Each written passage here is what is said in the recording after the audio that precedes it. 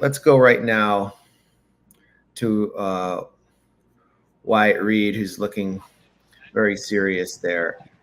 I'm glad you're protecting yourself from the sun, Wyatt. All right, Wyatt. So what are you seeing? It looks like the march hasn't begun yet.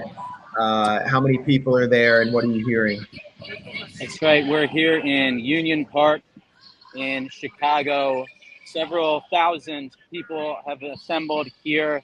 I believe we'll be marching towards United Center, about 3/4 of a mile away here in around 20 minutes or so is what I've been hearing from organizers. And the idea here is to express their discontent with the Democratic Party in general, with Joe Biden, with Kamala Harris, and to demand that they impose an arms embargo on the apartheid regime of Israel. So that's kind of the main overarching demand here. Obviously, there are a number of people with other issues that they feel pretty strongly about, but that seems to be what's unified everybody out here today. No real sense of whether we're actually going to be allowed to march all the way to the United Center. Organizers have said that that is their goal, but they do expect some pushback from the police. So we'll have to see exactly what they have in store. I know that Governor Pritzker has called up several hundred National Guardsmen that are on standby over the next few days. Hopefully they do not end up coming out and trying some kind of a repeat of 1968. Yeah, this is the report. Illinois National Guard deployed to assist Chicago police. Cities. We have 13,000 National Guard in the state of Illinois, says J.B. Pritzker, and very proud of these National Guardsmen, and we do call them up when we need them.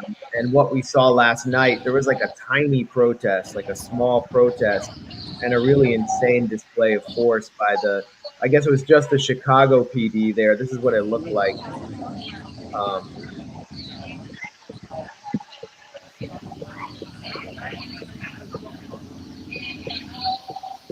It looks like more cops than people. I mean, you can see a line of bike cops, a line of Chicago police. Yeah, I've seen quite a few police officers out today, several hundred at least so far. A number of them were devoting their time and energy to protecting a small group of around 40 Zionist counter-protesters who came to kind of express their particular point of view. Didn't seem terribly welcome, but the cops were certainly happy to help keep them safe, as it were. It seems like the Zionists were there to try to provoke conflict. Like, why would 40 people show up? And then they just become a magnet for the cops. Right, yeah, and they were complaining in all of their interviews about not being allowed to come provoke, I guess, more directly. So that was my assumption as well. They're basically just here to start trouble. Well, speaking of Zionists who want a police crackdown, here's Jake Tapper with Illinois Governor J.B. Pritzker.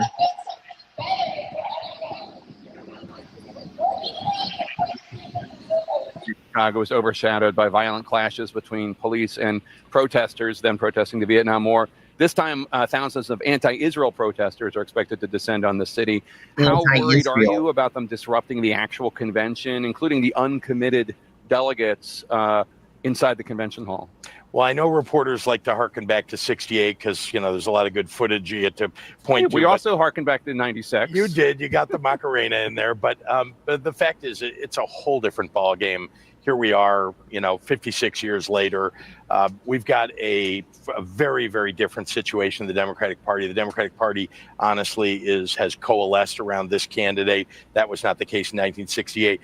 We've got policing is all different now, and we've got technology at work, and really the protesters are protesting something that is very far away from here, very important, but it's not about people getting drafted from here going abroad. So it's a whole different situation. And honestly, I expect that we're going to have peaceful protests. We're going to protect the protesters, but also protect all the people visiting, 50,000 people coming to Chicago, and the residents of Chicago. So the plan's been in place for a year and a quarter now already.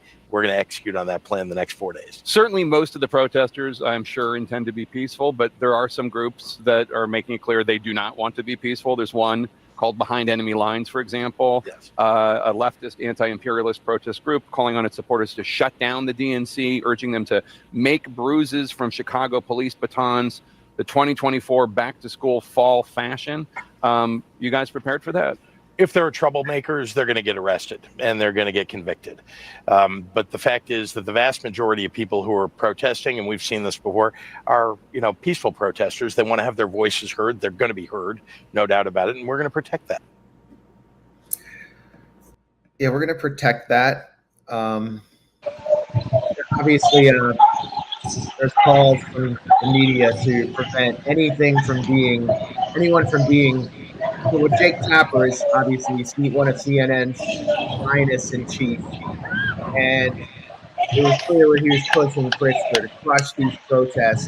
The city of Chicago actually went to court to not only prevent the protests from getting anywhere close to 2 miles from the United Center where the DNC is being held, but to also prevent them from having loudspeakers, prevent them from having a podium, and to prevent them from having tents or any encampment.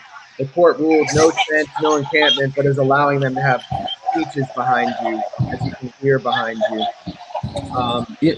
Safely about almost a mile away. Yeah, that's right. So do you know anything about the protest route, like if it's going to be able to get anywhere near the United Center? Well, that's a big open question. And the organizers, I think, don't really want to show their hand necessarily, so they're not too forthcoming about the specifics of the march. But my understanding is that they're certainly going to attempt to get as close as possible. And I think there's a certain irony there in listening to Jake Tapper and this police spokesman lament violence as though they haven't been cheerleading an ongoing genocide in Gaza themselves personally. Now they're very concerned about the possibility of violence. From what I'm seeing, though, I don't see a massive black bloc contingent. I don't see too many signs that there are terribly many people here who intend on stirring up violence. From most of what I've seen so far are kind of what you would expect at a rally like this: anti-war groups, student activists, and a good number of families as well. So I certainly don't have any indication now that anyone plans to get as violent as Jake Tapper is suggesting. Yeah. Well, Jake Tapper focuses in on the Behind Enemy Lines group. We have no idea what that is. It could be real. It could be black bloc. It could be an FBI op. But in 1968, Richard Daley, the machine boss, authoritarian leader of Chicago, sent in the cops and I think the FBI to arrest members of some black nationalist group that the FBI said it was planning to storm the DNC and kidnap delegates. I think they're called the Blackstone Rangers.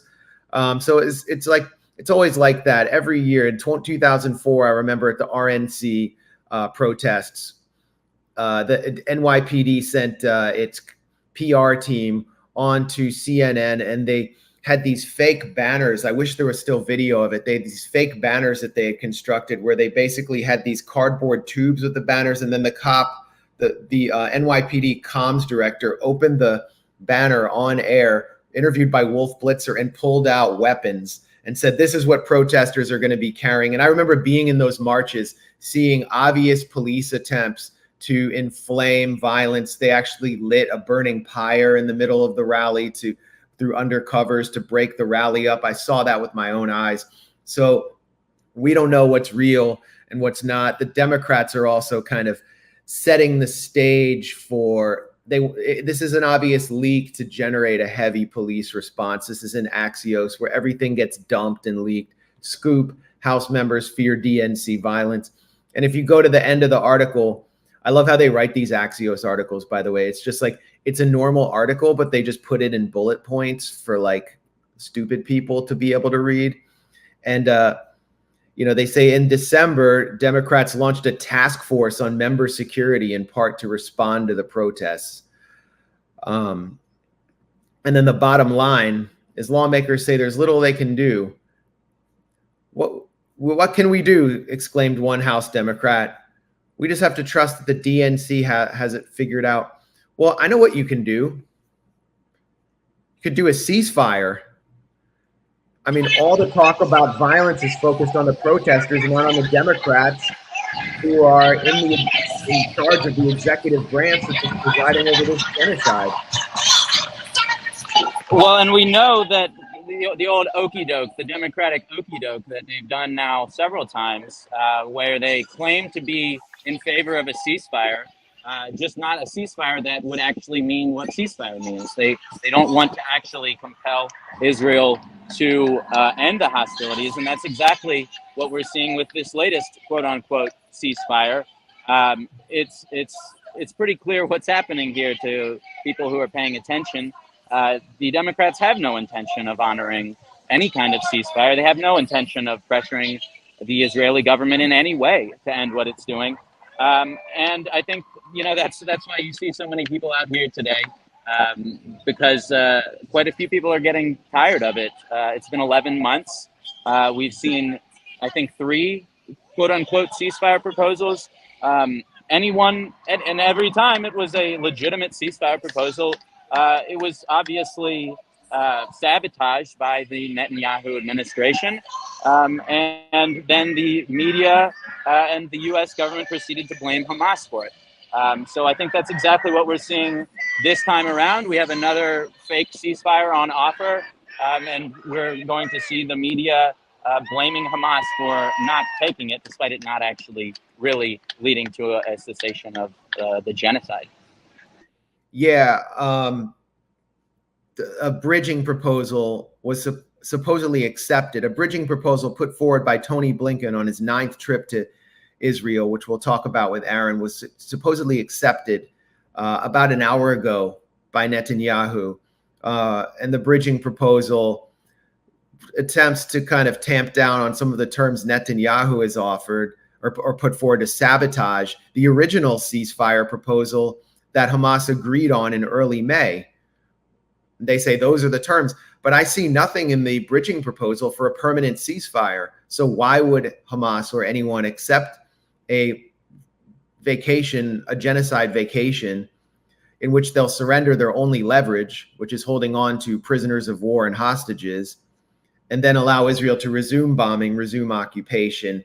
And this is the Democratic National Committee platform. It's just come out, and it's making it very clear to the Zionist billionaire class that has substantial control over the Middle East policy of both parties that Kamala Harris is taking on Joe Biden's pro-war politics. There will be no change in policy towards vis-a-vis Israel. There will be only kind of like rhetorical changes, vibe shifts, basically vibe shifts. Israel's mentioned 29 times in the DNC platform. Biden and Harris's commitment to Israel's security, its qualitative military edge, its right to defend itself, and the 2016 Memorandum of Understanding is ironclad. So it's ironclad.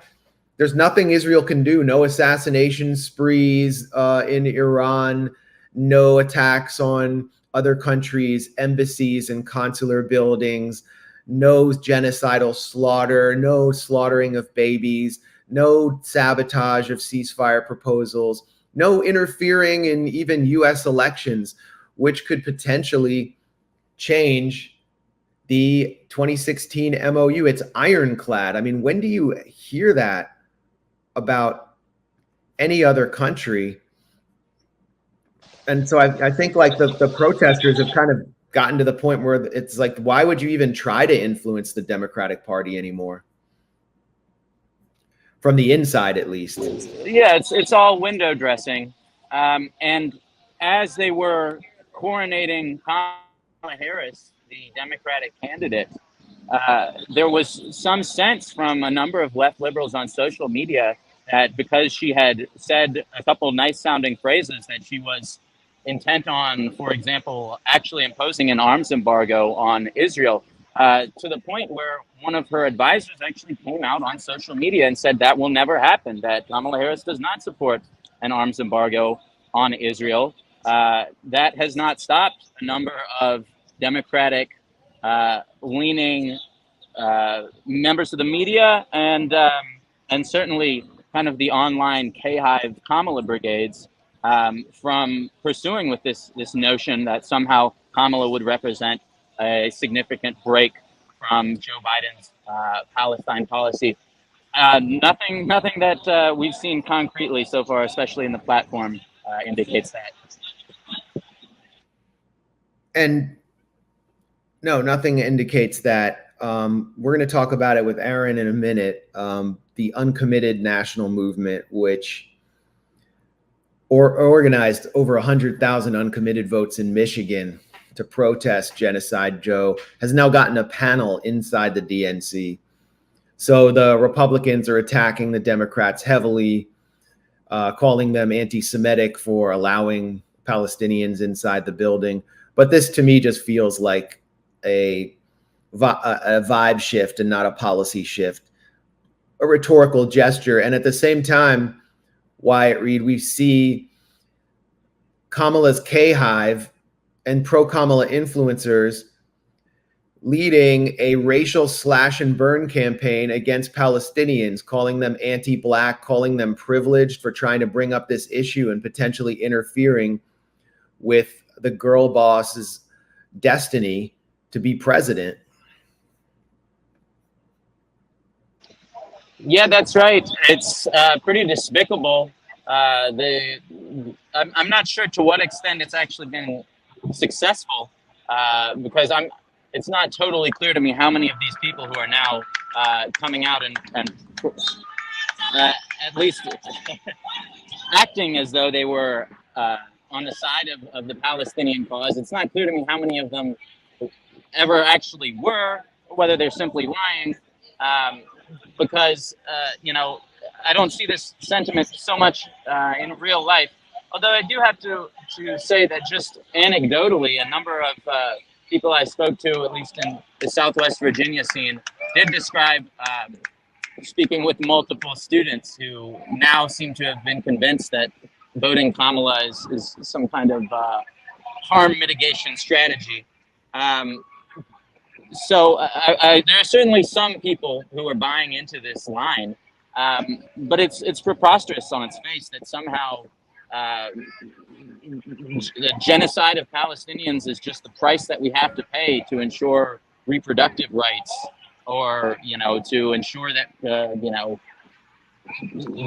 cities don't get defunded. It's kind of an appalling rhetorical lens to view any of this through. And it's a pretty appalling thing to say or to think in general, that anything could possibly excuse a genocide. We'll see how effective it turns out to be. My hope is that it will ultimately backfire in some sense, especially in states like Michigan, which obviously Hillary Clinton lost in 2016. I think that's quite a possibility today.